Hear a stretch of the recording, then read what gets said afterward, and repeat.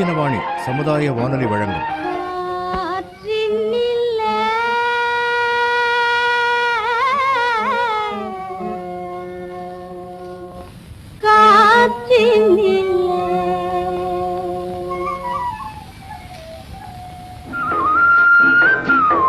காற்றில் மிதந்து வரும் கணிதம். காற்றில் மிதந்து வரும் கணிதம் இந்திய அரசு அறிவியல் மற்றும் தொழில்நுட்பத்துறையின் ஓர் அங்கமான தேசிய அறிவியல் மற்றும் தொழில்நுட்ப தொடர்பியல் குழுமத்தின் ஆக்கம் ஊக்கம் ஆதரவுடன் ரத்தினவாணி சமுதாய வானொலி தயாரித்து வழங்கும் காற்றில் மிதந்து வரும் கணிதம்.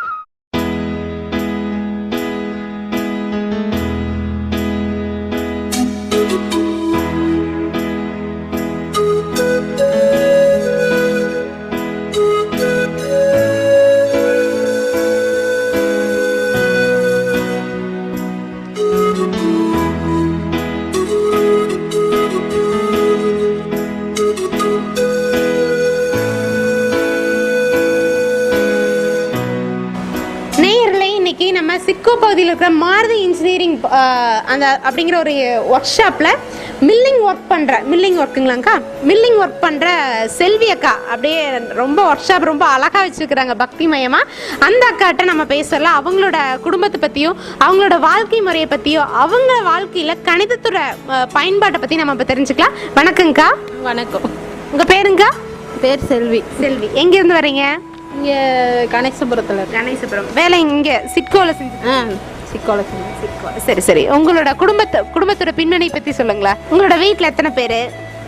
நானே ஹஸ்பண்ட் மட்டும்தான். நீங்கள் உங்களோட ஹஸ்பண்ட். நீங்கள் என்ன படிச்சிருக்கீங்க? நான் 10th முடிச்சிருக்கீங்க. இங்கே எவ்வளோ நாளாக வேலை செஞ்சுட்ருக்கீங்க? இங்கே ஒன் இயர் ஆச்சு.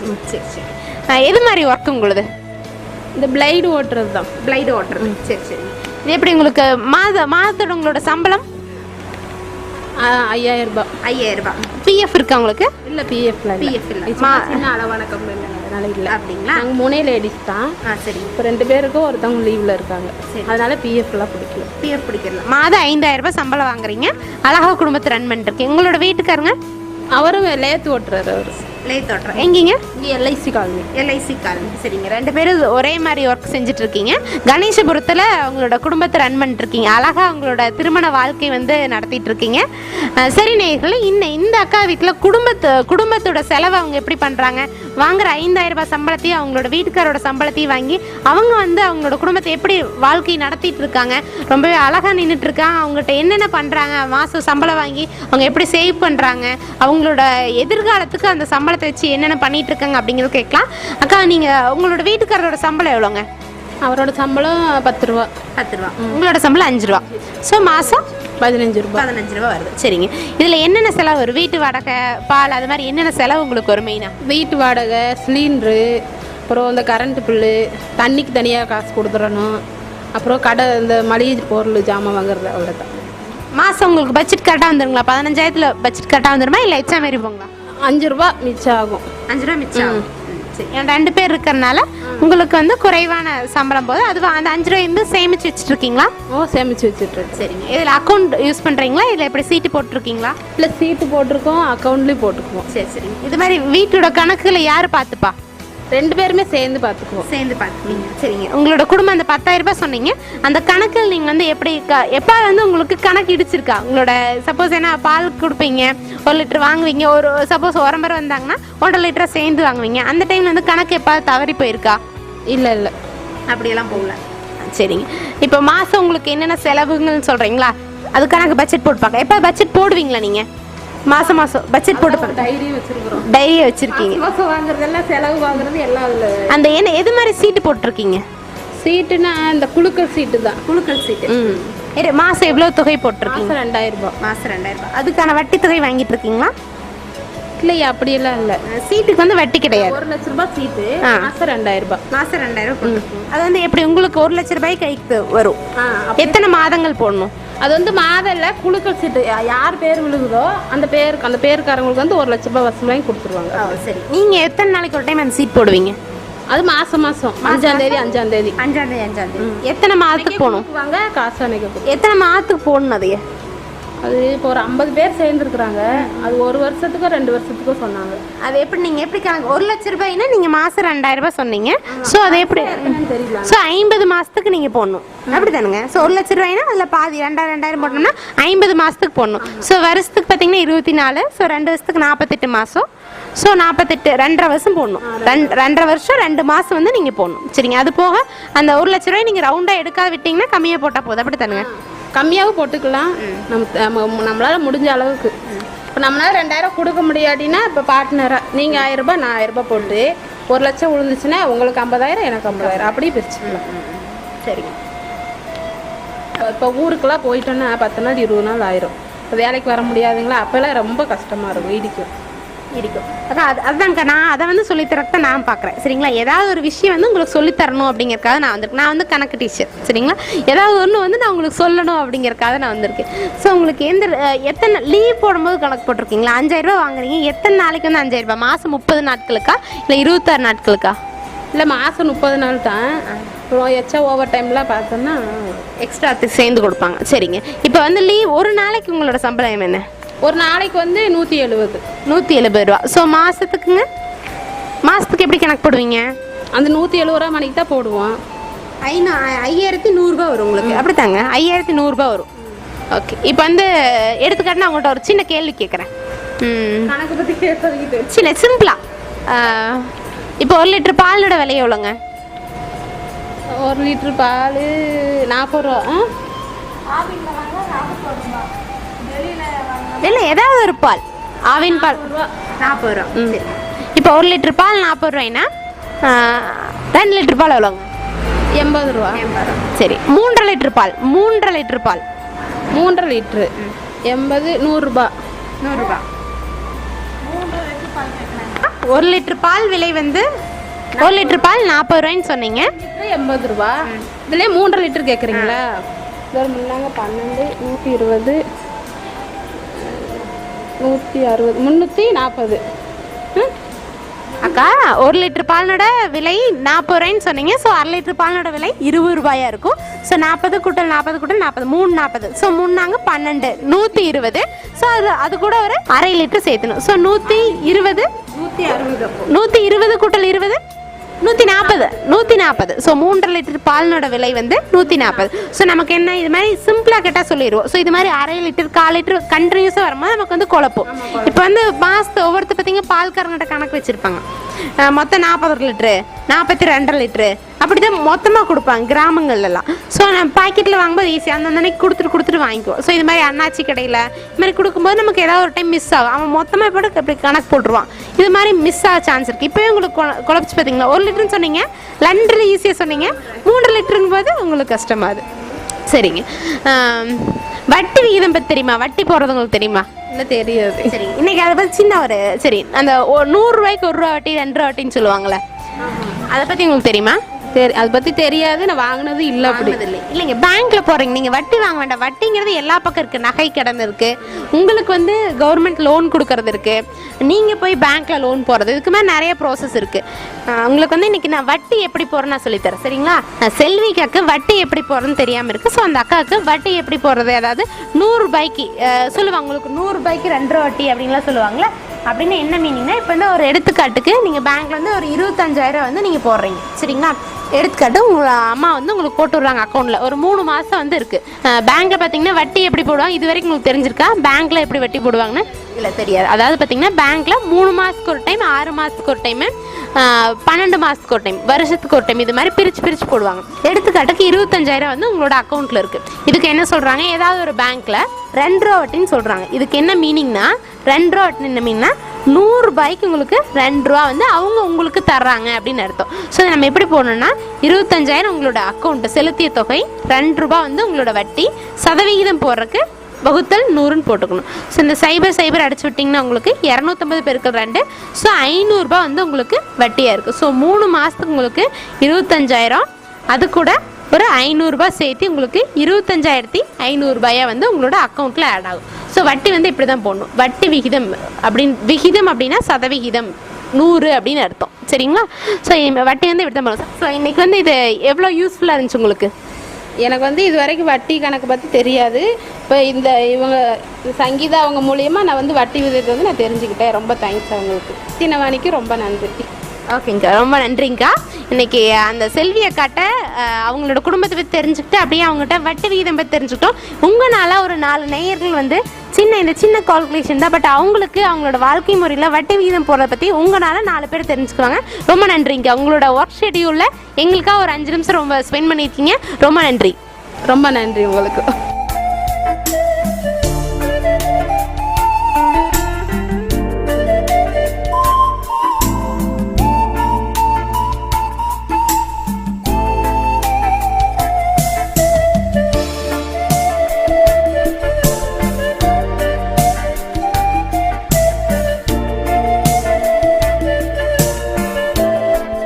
அனைவருக்கும் வணக்கம்.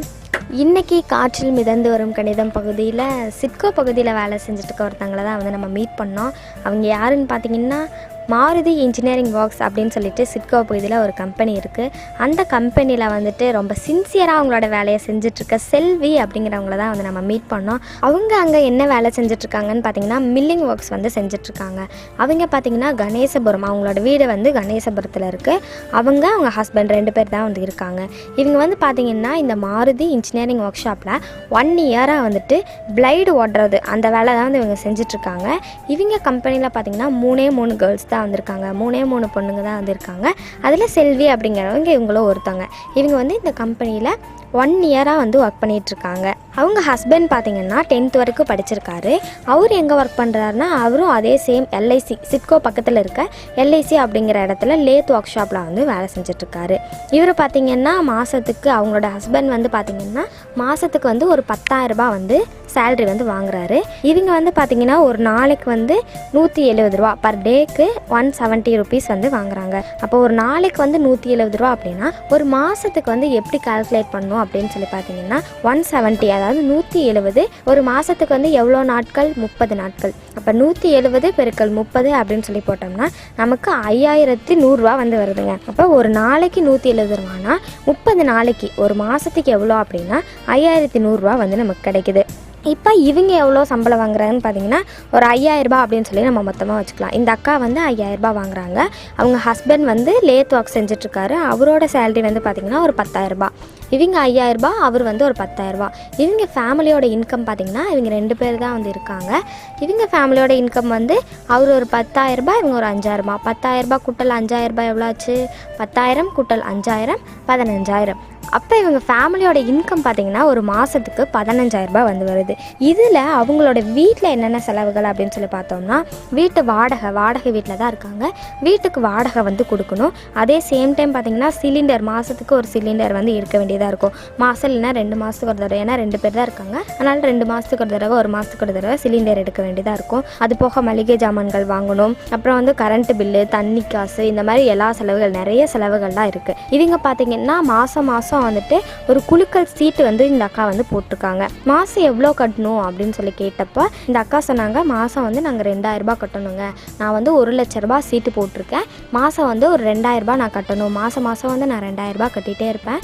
குலுக்கல் சீட்டு அப்படிங்கிறது என்ன அப்படின்னு சொல்லி கேட்டப்ப குலுக்கல் சீட்டு அப்படிங்கிறது நம்ம 1,00,000 ரூபாய்க்கு வந்துட்டு, அதாவது 50 மாதம் 2000 ரூபாய் வந்து நம்ம கட்டணும். இது வந்து பார்த்திங்கன்னா நம்மளால் 2000 ரூபாய் கட்ட முடியல அப்படின்னா பார்ட்னர்ஷிப் மாதிரி வச்சுக்கலாமா. இப்போ 2000 ரூபாய் நம்ம கட்டுறதுக்கு பதிலாக நம்ம ஒரு 1000 ரூபாய், இன்னொருத்தவங்க ஒரு 1000 ரூபாய் கட்டும்போது அந்த 2000 ரூபாய் சேர்ந்து ஒரே ஒரு சீட்டு போட்டு 2 பேரும் சேர்ந்து பார்ட்னர்ஷிப் மாதிரி கட்டிட்டு வருவாங்க.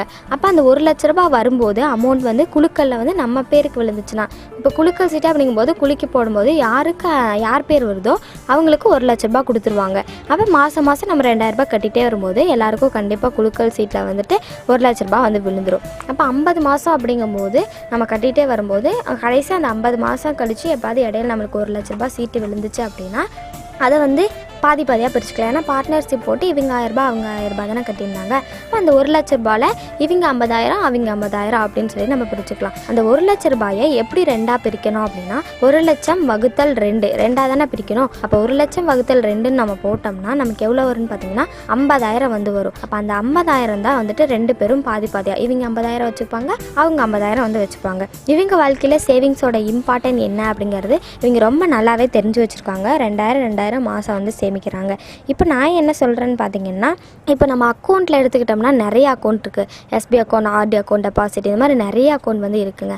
அதில் வந்து இவங்களுக்கு சூட்டபிளான அக்கௌண்ட் என்னென்னு பார்த்தீங்கன்னா ஆர்டி அக்கௌண்ட். இப்போ இவங்க இங்கே 2000 ரூபாய் போடுறதுக்கு பதிலாக இப்போ ஆர்டி அக்கௌண்ட்டில் வந்து மாதம் 2000 ரூபாய் பே பண்ணாங்க அப்படின்னா அது வந்து பார்த்திங்கன்னா இப்போ எல்லா பேங்க்லேயுமே ஆர்டி அக்கௌண்ட்டுக்கு மேக்ஸிமமாக ஒரு 9% வரைக்கும் வட்டி தராங்க. அந்த 9% வட்டியும் சேர்ந்து வந்து நமக்கு வரும். இப்போ இவங்க எவ்வளோ சொன்னாங்க, ஒரு 2 வருஷத்துக்கு நான் 1 லட்ச ரூபாய்க்கு வந்து போடுறேன் அப்படின்னு சொன்னாங்க. 1 லட்ச ரூபாய் சீட்டுக்கு நான் 2 வருஷம் வந்து அதாவது 50 மாதம் வந்து நான் போடணும் அப்படின்னு சொன்னாங்க. இப்போ அதுவே அதே 2000 வந்து இவங்க மாதம் ஆர்டி அக்கௌண்ட்டில் போட்டாங்க அப்படின்னா அந்த 2000 சேர்ந்து இவங்களுக்கு பார்த்தீங்கன்னா 9% வட்டியும் வந்து அந்த அசல் கூட சேர்ந்து வரும். அப்போ ஒரு நல்ல அமௌண்ட் வந்து 2 வருஷம் கழிச்சு கிடைக்கும். இடையில பார்த்தீங்கன்னா இவங்களுக்கு அந்த 1 லட்ச ரூபாய் சீட்டு குலுக்கல் முறையமாக கிடைக்கிறத விட பெஸ்ட்டான விஷயம் என்னன்னு பார்த்தீங்கன்னா, நம்ம ஆர்டி அக்கௌண்ட் யூஸ் பண்ணி போடும்போது நமக்கு அந்த வட்டியும் சேர்ந்து வந்து நம்ம அமௌண்ட்டோட நம்ம அசலோட வட்டியும் சேர்ந்து வரும். அது வந்து நமக்கு ரொம்பவே யூஸ்ஃபுல்லாக இருக்கும். அது மட்டும் இல்லாமல் பேங்க்கில் நிறைய அக்கௌண்ட் இருக்குது. எஸ்பி அக்கௌண்ட் இருக்குது, டெபாசிட் அக்கௌண்ட் இருக்குது. இப்போ எஸ்பி அக்கௌண்ட் அப்படின்னு சொல்லி பார்த்தோம்னா நம்ம நார்மலாக எவ்வளோ ட்ரான்சாக்ஷன் பண்ணிக்கலாம், எப்போ வேணாலும் பண்ணிக்கலாம், எப்போ வேணாலும் அமௌண்ட் போட்டுக்கலாம், இந்த மாதிரி தான் வந்துட்டு இருக்குது. இதில் வந்து வட்டி எப்படி கால்குலேட் பண்ணுவாங்க அப்படின்னா, நம்ம வந்து மாதம் எவ்வளோ ட்ரான்சாக்ஷன் பண்ணுறோமோ அதை பொறுத்து தான் வந்து நமக்கு வட்டி வந்து கால்குலேட் பண்ணுவாங்க. அது மட்டும் இல்லாமல் டெபாசிட் அப்படின்னு சொல்லிட்டு ஒரு அக்கௌண்ட் இருக்குது. இப்போ டெபாசிட் அப்படிங்கிற அக்கௌண்ட்டில் வந்து பார்த்தீங்கன்னா நம்ம வந்து இப்போ ஒரு பெரிய அமௌண்ட், அதாவது இவங்க சொன்னாங்கன்னா குலுக்கல் சீட்டு போடுறேன் அப்படின்னு சொல்லி, அப்போ அதில் வந்து உங்களுக்கு 1 லட்ச ரூபாய் அமௌண்ட் வந்து இந்த மாதம் விழுந்துருச்சு அப்படின்னா இப்போ அதுக்கான அவசியம் வந்து இல்லை. ஏன்னா இவங்க ஹஸ்பண்டும் வேலைக்கு போகிறாங்க, இவங்களும் வேலைக்கு போகிறாங்க. இப்போ அவங்களுக்கு முக்கியமான செலவுகள் வந்து எதுவும் இல்லை. அப்படிங்கும்போது இவங்க என்ன பண்ணலான்னு பார்த்தீங்கன்னா, இவங்க வந்து போய் அந்த அமௌண்ட்டை வந்து டெபாசிட் பண்ணலாம். பேங்க்கில் போய் டெபாசிட் பண்ணாங்கன்னா அது வந்து ஒரு 2 வருஷம் கழிச்சு இவங்களுக்கு அந்த அமௌண்ட் தேவைப்படும் போது, இப்போ 2 வருஷத்துக்கு அந்த டெபாசிட் பண்ணிட்டாங்கன்னா 2 வருஷம் கழிச்சு எடுக்கும்போது இப்போ 1 லட்ச ரூபாய் அப்படின்னா அதுக்கு தகுந்த மாதிரி வட்டி வந்து அவங்க போடுவாங்க பேங்க்கில். அதே மாதிரி ஒரு 2 லட்சம் அப்படின்னா அதுக்கு தகுந்த மாதிரி வட்டி வந்து அவங்க போட்டு அந்த 2 வருஷம் கழிச்சு எங்களுக்கு வந்து கொடுப்பாங்க. இது வந்து அவங்களுக்கு ரொம்பவே யூஸ்ஃபுல்லாக இருக்கும். இந்த மாதிரி நிறைய அக்கௌண்ட் வந்து பேங்க்கில் இருக்குது. இப்போ நம்ம வீட்டில் வந்து காசு சேமித்து வைக்கிறத விட பேங்க் அப்படிங்கிறது நமக்கு ரொம்பவே பெஸ்ட்டான ஒரு விஷயம். இப்போ வந்து இவங்க பார்த்தீங்கன்னா இவங்களோட லைஃப்பில் ஒரு நாளைக்கு வந்து பார்த்திங்கன்னா அவரோட சம்பளம் வந்து 170 ரூபா வந்து வாங்குறாங்க. ஒரு நாளைக்கு வந்து 170 ரூபா வாங்குறாங்க. அப்போ ஒரு மாதத்துக்கு பார்த்திங்கன்னா 5100 ரூபா வந்து இவங்களோட சேலரி. இவங்க ஹஸ்பண்டுக்கு ஒரு 10,000 சேலரி வந்து வாங்கிட்டு இருக்காங்க. இதை வச்சு இவங்க லைஃப்பில் வந்து பார்த்திங்கன்னா ஒரு 2000 மாதம் சேமிக்கிறாங்க. அதை வந்து நான் என்ன சொன்னேன்னா ஆர்டி அக்கௌண்ட்டை போட்டு சேமித்தோம் அப்படின்னா நமக்கு வந்து ரொம்ப யூஸ்ஃபுல்லாக இருக்கும். இதோட வட்டியும் சேர்த்து அசல் கூட வட்டியும் சேர்ந்து வரும். நமக்கு 2 வருஷம் கழிச்சு நம்ம ஒரு நல்ல அமௌண்ட் வந்து நம்ம கையில் கிடைக்கும் அப்படின்னு சொல்லியிருந்தேன். இப்போ பார்த்திங்கன்னா இவங்க 5ஆம் தேதி தான் வந்து அந்த சீட்டை வந்து கட்டுறாங்க. இவங்க சேலரி வந்து ஒரு 5ஆம் தேதி ஒரு 10ஆம் தேதி வரலாம். இப்போ 10ஆம் தேதி சேலரி திடீர்னு வரும்போது 5ஆம் தேதி இவங்க கட்டணும் அப்படின்னா அவங்களால கண்டிப்பாக கட்ட முடியாது. அந்த சமயத்தில் வந்து இவங்க யார்கிட்டயாவது பார்த்திங்கன்னா பார்ட்னர்ஷிப் மாதிரி போட்டுட்டு அவங்க வந்து ஒரு 1000 ரூபாய் மட்டும் கட்டினா போதும். அப்போ போன வருஷம் வந்து நம்ம சேமித்து வச்ச போன மாதம் வந்து 5000 ரூபாய் சம்பளம், 15000 ரூபாய் ஃபேமிலியோட இன்கம் அப்படின்னா அதுலேருந்து ஒரு 1000 ரூபாய் நம்ம எடுத்து வச்சுட்டு நம்ம வந்து செலவு பண்ணோம் அப்படின்னா அந்த அமௌண்ட்டை வந்து நம்ம 10ஆம் தேதி சேலரி வந்தாலும் பரவாயில்ல, இந்த 5ஆம் தேதி பார்த்திங்கன்னா நம்ம வந்து அமௌண்ட் வந்து கட்டிக்கலாம். அதுக்கு வந்து யூஸ்ஃபுல்லாக இருக்கிறது வந்து நம்ம சேவிங்ஸ் அப்படிங்கிறது நம்ம எல்லார் லைஃப்லையும் கண்டிப்பாக இருக்க வேண்டிய ஒன்று. சரி, இவ்வளோ நேரம் வந்துட்டு இவங்களோட வாழ்க்கை வரலாறுகளை பற்றியெல்லாம் நம்ம பேசிகிட்டு இருந்தோம். அக்கௌண்ட்ஸ் என்னென்னலாம் இருக்குது அப்படிங்கிறத பற்றி பார்த்தீங்கன்னா SP account, RT account, deposit account, இந்த மாதிரி 3 அக்கௌண்ட் இருக்குது அப்படின்னு சொன்னால் அதில் எஸ்பி அக்கௌண்ட் அப்படிங்கிறது வந்து பார்த்திங்கன்னா நம்ம நார்மலாக ட்ரான்சாக்ஷன் பண்ணுறது, எவ்வளோ வேணால் அமௌண்ட் எடுத்துக்கலாம், எவ்வளோ வேணாலும் போட்டுக்கலாம், எப்போ வேணாலும் எடுத்துக்கலாம், எப்போ வேணாலும் போட்டுக்கலாம். இந்த மாதிரி நிறையா விஷயங்கள் வந்து இருக்குது. அதில் வந்து நம்ம ரொம்ப கேர்ஃபுல்லாக இருக்கணும். வட்டி கணக்கெலாம் எப்படி போடுறாங்க அப்படிங்கிறது நம்ம வந்து எல்லோரும் கண்டிப்பாக தெரிஞ்சு வச்சுருக்க வேண்டிய ஒன்று. இப்போ வட்டி கணக்கு அப்படின்னு சொல்லி பார்த்தோம்னா இப்போ 1 லட்ச ரூபாய் வந்து நம்ம கடன் வாங்குகிறோம் அப்படின்னா அதுக்கு பார்த்திங்கன்னா ஒரு 10 ரூபாய் வட்டி அப்படின்னா 1 லட்சம் பெருக்கல் 10/100 அப்படின்னு சொல்லி பார்த்தோம்னா நமக்கு 10,000 வந்து கிடைக்கும். அப்போ அந்த மாதம் வந்து பார்த்திங்கன்னா 10,000 வந்து நம்ம அமௌண்ட் செலுத்த வேண்டியதாக வந்து இருக்கும். இப்படி தான் வந்து வட்டி கால்குலேட் பண்ணும். இது வந்து சின்ன அமௌண்ட் அப்படின்னு இருக்கும்போது இவங்க பார்த்திங்கன்னா இந்த அக்கா வந்து பார்த்திங்கன்னா சின்னதாக அமௌண்ட் சொல்லும்போது, அதாவது ஒரு லிட்டர் பால் வந்து இவ்வளோ அமௌண்ட் அப்படின்னு சொல்லும்போது அவங்க வந்து 2 லிட்டர் பால் எவ்வளோனா 80 ரூபா அப்படின்னு சொல்லிட்டாங்க. இதுவே 3 லிட்டர் அப்படின்னு சொல்லி கேட்கும்போது அவங்க கொஞ்சம் தடுமாற்றம் இருந்துச்சு. அப்போ அவங்களுக்கு பார்த்திங்கன்னா சின்னதாக சொல்லும்போது ஈஸியாக போட்டுருக்காங்க. அதுவே கொஞ்சம் பெருசாக சொன்னோம் அப்படின்னா கொஞ்சம் தடுமாற்றம் இருக்குது. இதுதான் அவங்களோட ப்ராப்ளம் வந்து கணக்கில். எல்லாருக்கும் நம்ம வாழ்க்கையில் வந்து கணக்கில் வந்து கண்டிப்பாக ப்ராப்ளம் இருக்கும். அதே மாதிரி இவங்களுக்கும் அந்த இதில் ப்ராப்ளம் இருக்குது. அதை வந்து நம்ம கணித ஆசிரியர் வந்து ரொம்ப அழகாக அவங்களுக்காக தெளிவாக வந்து விளக்குனாங்க. இது அவங்களுக்கு கண்டிப்பாக நல்லா புரிஞ்சிருக்கும்னு நினைக்கிறேன். சரி, இப்போ வந்து நேயர்கள் உங்களோட ஐக்யூ டெஸ்ட் பண்ணுறதுக்காக நான் ஒரு கணக்கு புதிர் ஒன்று வச்சுருக்கேன். இதை நீங்கள் கண்டிப்பாக கண்டுபிடிச்சே ஆகணும். சரி, என்ன கணக்கு அப்படிங்கிறது வந்து நான் ஃபஸ்ட்டு சொல்லிடுறேன், ஓகேங்களா? ஒரு தாமஸ் அப்படிங்கிற ஒரு ஆள் வந்து இருக்கார். அவர் வந்து அவரோட பிஸ்னஸ் ஒன்று ஸ்டார்ட் பண்ணியிருக்காரு. அதில் வந்து வந்து பார்த்திங்கன்னா 13,900 வந்து இன்வெஸ்ட் பண்ணுறாரு. அப்போ பார்த்திங்கன்னா அந்த 13,900 அந்த பிஸ்னஸ் பார்த்திங்கன்னா 2 ஸ்கீம் வந்து வருது. ஒரு ஸ்கீமில் பார்த்திங்கன்னா இன்ட்ரெஸ்ட் வந்து 14%, இன்னொரு ஸ்கீமில் பார்த்திங்கன்னா 11%. அதுக்கப்புறம் 2 ஸ்கீம்லேயும் இன்வெஸ்ட் பண்ணிட்டாரு. அது மொத்தமாக சேர்த்து ஒரு 2 வருஷத்தில் வந்து பார்த்திங்கன்னா 3,508 வந்து இன்ட்ரெஸ்ட் 2 ஸ்கீமுக்கும் சேர்த்து வருது. ஓகேங்களா, 2 ஸ்கீமுக்கும் சேர்த்து ஒரு வருஷத்துக்கு 3,508 வந்து கிடைக்குதுங்க. அப்போ பி, அதாவது ஸ்கீம் பியோட, ஸ்கீம் ஏ வந்து இப்போ 14%, 14%, ஸ்கீம் பி வந்து 11%. அப்போ ஸ்கீம் பியோட அமௌண்ட் வந்து இன்ட்ரெஸ்ட் எவ்வளோ இருக்கும் அப்படிங்கிறத நீங்கள் கண்டுபிடிக்க வேண்டிய விடை. கொஷின் மறுபடியும் நல்லா ரிப்பீட் பண்ணுறேன், நல்லா கேட்டுக்கோங்க. அடுத்தட மறுபடியும் சொல்ல மாட்டேன். தாமஸ் அப்படிங்கிற ஒருத்தர் வந்து 13,900 பிஸ்னஸில் வந்து 13,900 இன்வெஸ்ட் பண்ணுறாரு. 2 டிஃப்ரெண்ட் ஸ்கீம்ஸ் வந்து இருக்குது. அதில் ஒரு ஸ்கீமோட இன்ட்ரெஸ்ட் பார்த்திங்கன்னா ஏ அப்படின்னு சொல்லி வச்சுக்கலாம். அதில் வந்து பார்த்திங்கன்னா 14% இன்ட்ரெஸ்ட்டு. பி, அதாவது ஸ்கீம் பியோட இன்ட்ரெஸ்ட் பார்த்திங்கன்னா 11%.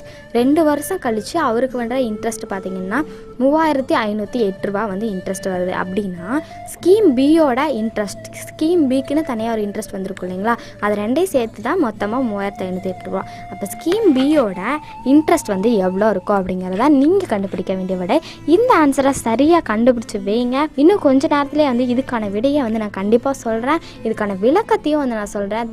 இதை வந்து கண்டுபிடிச்சி வைங்க. இதுக்கான ஆன்சர் நீங்கள் கண்டுபிடிக்கிறது கரெக்டாக இல்லையா அப்படின்னு சொல்லி நான் சொல்கிற விளக்கத்தை வச்சு செக் பண்ணிக்கோங்க. இவ்வளோ நேரம் வந்து நம்ம பேங்க் அக்கௌண்ட் சொல்லிட்டு இருந்தோம். நேர்கள் உங்களுக்காக ஒரு கணக்கு பதில் போட்டிருந்தா இப்போ சேவிங்ஸ் அப்படிங்கிறது என்ன அப்படிங்கிறது நம்ம பார்த்து பார்க்கலாம். இப்போ சேவிங்ஸ் அப்படிங்கிறது நம்ம எல்லார் வாழ்க்கையிலுமே கண்டிப்பாக இருக்க வேண்டிய ஒன்று. நம்ம எல்லாருமே வந்து சேவிங்ஸ் வந்துட்டு பண்ணணுங்க. ஒரு சின்ன குழந்தையாக இருந்தாலும் சரி, நம்ம பெரியவங்களாக இருந்தாலும் சரி, எல்லாருக்குமே வந்துட்டு அவங்க லைஃப்பில் சேவிங்ஸ் அப்படிங்கிறது வந்து இருக்கணும். இப்போ நம்ம ஒரு செலவு பண்ணுறோம் அப்படின்னா அது இப்போ தேவையா, இப்போ அது பண்ணலாமா, இது தேவையான செலவா இல்லை தேவையில்லாத செலவா, அந்த மாதிரி யோசிச்சு தான் வந்து நம்ம செலவு பண்ணணும். அப்போ தான் வந்து நம்ம வாழ்க்கையில் வந்து நம்ம செலவு பண்ணோம் அப்படின்னா ஓகே இது கரெக்டான செலவா, இது தப்பான செலவா, ஓகே இது நம்ம செலவு பண்ணியிருக்கோமே, இவ்வளோ செலவு பண்ணியிருக்கோமே, இது வந்து இப்போ கரெக்டாக இல்லை, நம்ம இதை வந்து வேறு எதுலையாவது நம்ம இன்வெஸ்ட் பண்ணியிருக்கலாமா அப்படிங்கிறது நம்ம தோணும். அப்போ சேவிங்ஸோட இம்பார்ட்டன்ஸ் என்ன அப்படிங்கிறது நம்ம எல்லாருமே தெரிஞ்சு வச்சுருந்தோம் அப்படின்னா நம்ம லைஃப்பில் வந்து நம்ம வந்து யாருக்கிட்டேயும் வந்து கடன் வாங்காமல் இருக்க முடியும். நம்ம யாருக்கிட்டையும் போய் கை நீட்டி கடன் வாங்காமல் இருக்கணும் அப்படின்னா நம்ம வாழ்க்கையில் நம்ம என்ன பண்ணணும், முன்னாடியே வந்து சேவிங்ஸ் வந்து பண்ணி வச்சுருக்கணும். சரி, நேர்களுக்காக வந்து ஒரு கணக்கு புதிரன்னு நான் சொல்லியிருந்தேன். அதோட கொஷின் மறுபடியும் ரிப்பீட் பண்ணிவிட்டு அதுக்கான விடையை வந்து நான் இப்போ சொல்கிறேன். தாமஸ் அப்படிங்கிற ஒருத்தர் வந்து 13,900 வந்து இன்வெஸ்ட் பண்ணியிருக்காரு. அதில் பார்த்திங்கன்னா 2 டிஃப்ரெண்ட் ஸ்கீம்ஸ் வந்து அதில் இருக்குது. ஒரு ஸ்கீம் வந்து ஏன்னு வச்சுக்கலாம், இன்னொரு ஸ்கீம் வந்து பின்னு வச்சுக்கலாம். இன்ட்ரெஸ்ட் வந்து பார்த்திங்கன்னா ஸ்கீம் ஏக்கு 14%, அதாவது 14% வந்து டீம் ஏக்கு. இன்னொன்றுக்கு பார்த்திங்கன்னா டீம் பிக்கு வந்து 11% ஸ்கீம் பிக்கு. இப்போ 2 வருஷம் கழித்து மொத்தமாக உங்களோட இன்ட்ரெஸ்ட் எவ்வளோ வருதுன்னு பார்த்திங்கன்னா டீம் ஏ, ஸ்கீம் ஏக்கும் ஸ்கீம் பிக்கும் சேர்த்து மொத்தமாக 3,508 வந்து வருது. இப்போ நீங்கள் கண்டுபிடிக்க வேண்டிய விடை என்னன்னு பார்த்தீங்கன்னா ஸ்கீம் பிக்கு மட்டும் எவ்வளோ இன்ட்ரெஸ்ட் வந்திருக்கும் அப்படிங்கிறத நீங்கள் கண்டுபிடிக்க வேண்டிய விடை.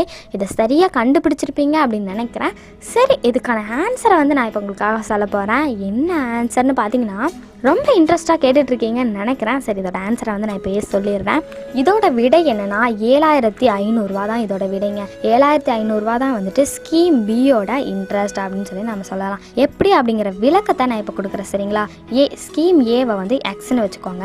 அப்போ A + B தானே ஈக்குவல் டு A + ஏவையும் பியையும் கூட்டினா எவ்வளோ வரும், மொத்தமாக இன்வெஸ்ட் பண்ணியிருக்கிறது 13,900. அப்போ பி அப்படின்னு நம்ம எடுத்துக்கும் போது 13,900 மைனஸ் ஏவை வந்து எக்ஸ்ன்னு வச்சுக்கிறோமா, அப்போ மைனஸ் எக்ஸ் அப்படின்னு சொல்லிட்டு வருங்க. இப்போ இதுலேருந்து நம்ம எப்படி கண்டுபிடிக்கலான்னு பார்த்தீங்கன்னா ஏங்கிறது என்ன, எக்ஸ் பெருக்கல் 14% ஸ்கீம் ஏக்கு இன்ட்ரெஸ்ட்டுங்களா. அப்போ 14% அப்படிங்கும்போது 14/100 அப்படின்னு சொல்லி வரும். எத்தனை வருஷத்துக்கு, 2 வருஷத்துக்கு. அப்போ பெருக்கல் 2ன்னு வச்சுக்கலாம். கூட்டல் நம்ம டீம் பி என்னது, ஸ்கீம் பி 13,900 மைனஸ் எக்ஸ் அப்படின்னு சொல்லி வச்சோம். அப்போ பெருக்கல் 11%, 11/100 பெருக்கல் 2 வருஷம். இது 2 கூட்டினா எவ்வளோ வரும், இன்ட்ரெஸ்ட் எவ்வளோ வரும், 3,508 இன்ட்ரெஸ்ட் ஈக்குவல் டு 3,508. இப்போ இதை நம்ம இது பண்ணோம் அப்படின்னா 28/100 வரும். மைனஸ் 13,900 எக்ஸ் 22 மைனஸ் 22x அப்படின்னு சொல்லி நமக்கு கிடைக்குங்க. இதை வந்து நம்ம டிவைட் பண்ணோம்னா 28/100 மைனஸ் 13,900 பெருக்கல் 22 மைனஸ் 13,900 பெருக்கல் 22 மைனஸ் 22x அப்படின்னு சொல்லி கிடைக்கும். வகுத்தல் 100 அப்படின்னு சொல்லி கிடைக்கும். Equal to 3,508. இதை மறுபடியும் டிரைவ் பண்ணோம் அப்படின்னா, இதை மறுபடியும் பண்ணோம் அப்படின்னா 28 minus 22x equal to 35,800 minus 13,900 பெருக்கல் 22 அப்படின்னு சொல்லி கிடைக்குங்க. அதுலேருந்து மறுபடியும் நம்ம டிரைவ் பண்ணோம்னா 28x மைனஸ் 22x எவ்வளோ வரும்? 28 மைனஸ் 22 6. அப்போ 6x = 45,000 வந்து கிடைக்குங்க. அப்போ 45,000ல் 45,000 6ஆல் வகுத்தோம் அப்படின்னா நமக்கு 7,500 கிடைக்கும். அப்போ டீம் பியோட அதாவது எக்ஸோட வேல்யூ பார்த்திங்கன்னா 7,500. இப்போ வந்துங்க எக்ஸ் என்ன கிடச்சிருக்குன்னு பார்த்தீங்கன்னா 7,500 கிடச்சிருக்கு. இது வந்து பார்த்திங்கன்னா ஸ்கீம் ஏவோடது. நம்ம ஸ்கீம் பியோட தான் வந்து கண்டுபிடிக்கணும். அது எப்படி கண்டுபிடிக்கணும்னு பார்த்தீங்கன்னா மொத்தமாக அவங்களோட இன்வெஸ்ட் பண்ணியிருக்க அமௌண்ட் வந்து பார்த்திங்கன்னா 13,900. அந்த 13,900லேருந்து இந்த 7,500 கழிச்சிங்கன்னா 13,900 மைனஸ் 7,500 கழிச்சிங்கன்னா நமக்கு எவ்வளோ கிடைக்குன்னு பார்த்தீங்கன்னா 6,400 கிடைக்குங்க. இப்படி தான் வந்து அதுக்கான இன்ட்ரெஸ்ட் வந்து கண்டுபிடிக்கணும். இது உங்களுக்கு நல்லாவே புரிஞ்சிருக்கும்னு நினைக்கிறேன். இதை வந்து நீங்கள் தப்பாக கண்டுபிடிச்சிருந்தீங்க அப்படின்னா கவலைப்படவே தேவையில்லைங்க. நான் சொல்கிற விளக்கங்களை வச்சு மறுபடியும் போட்டிங்க அப்படின்னா கண்டிப்பாக இதுக்கான ஆன்சர் வந்து உங்களுக்கு கிடைக்கும். அதுவும் கரெக்டாக கிடைக்கும். இது திரும்ப திரும்ப நீங்கள் ட்ரை பண்ணிங்கன்னா கண்டிப்பாக கரெக்டாக கிடைக்குங்க. சரி நேயர்களே, இவ்வளோ நேரம் சொல்லிட்டு இருந்த எல்லா தகவலுமே வந்துட்டு செல்வி அக்காக்காக வந்து நம்ம சொல்லிட்டு இருந்தோம். இது அவங்களுக்கு மட்டும் இல்லை, இதை கேட்டுட்டு இருக்கவங்க எல்லாருக்குமே வந்து ரொம்பவே யூஸ்ஃபுல்லாக இருந்திருக்கும் அப்படின்னு சொல்லி நான் நம்புகிறேன். மீண்டும் சந்திப்போம். நன்றி.